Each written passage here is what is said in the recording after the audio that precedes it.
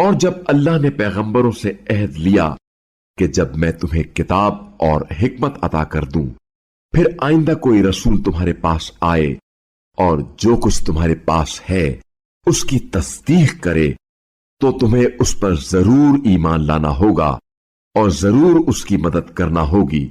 پھر اللہ نے پوچھا کیا تم اس کا اقرار کرتے ہو اور میری طرف سے عہد کی بھاری ذمہ داری لیتے ہو؟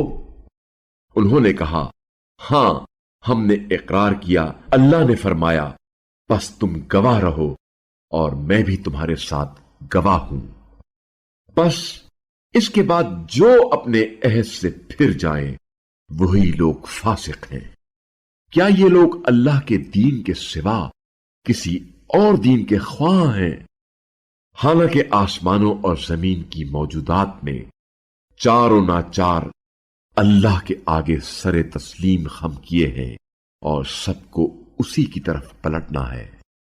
کہہ دیجئے ہم اللہ پر ایمان لائے ہیں اور جو ہماری طرف نازل ہوا ہے اس پر بھی، نیز ان باتوں پر بھی جو ابراہیم، اسماعیل، اسحاق، یعقوب اور ان کی اولاد پر نازل ہوئی ہیں، اور جو تعلیمات موسیٰ و عیسیٰ اور باقی نبیوں کو اپنے رب کی طرف سے ملی ہیں ان پر ایمان لائے ہیں۔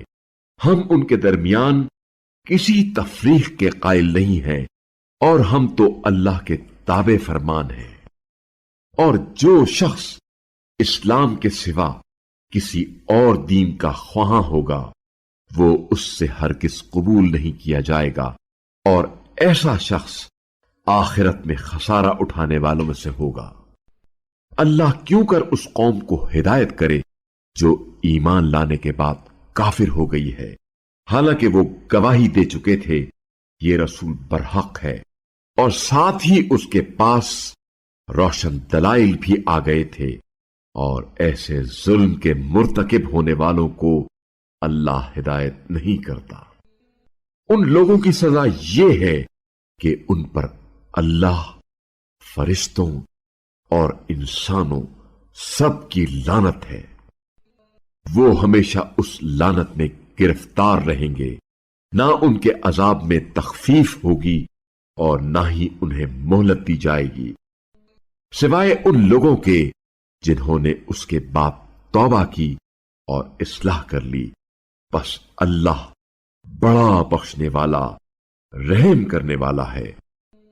جنہوں نے ایمان لانے کے بعد کفر اختیار کیا پھر وہ اپنے کفر میں بڑھتے چلے گئے، ان کی توبہ ہرگز قبول نہ ہوگی، اور یہی لوگ گمراہ ہیں۔